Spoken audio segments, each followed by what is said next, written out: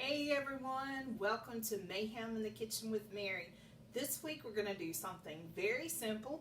Your teenager, like my teenager at home, can help you with this, or your teenage grandchildren, even younger, can help you with this.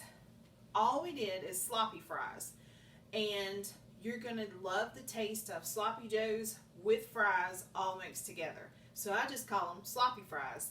The recipe that you have is showing you how to make your sloppy joe mix if you want to, from all different kinds of ingredients. But I took the short route. I just got me a can of Manwich sloppy joe mix, and I put 1 pound of cooked ground beef inside with the sloppy joe, just like if you were cooking sloppy joes.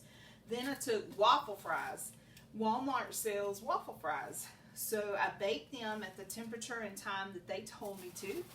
Now I'm going to take my waffle fries that just came out of the oven, added some salt to it. This is one of my husband's favorite things to eat, is sloppy fries. He doesn't really like sloppy joes, but he loves fries. And so I mixed them together and he said it was great. So I'm going to take my sloppy joe mixture, and I'm going to just add it to my fries.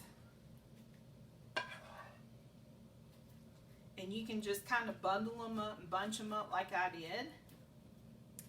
And then you're going to take cheese. I'm going to take shredded cheese, and I'm not measuring it. I'm just putting it to what I think might be good to cover the fries and the sloppy joe mix. And I'm also going to use some mozzarella. That was some sharp cheddar. Now I'm throwing on some mozzarella.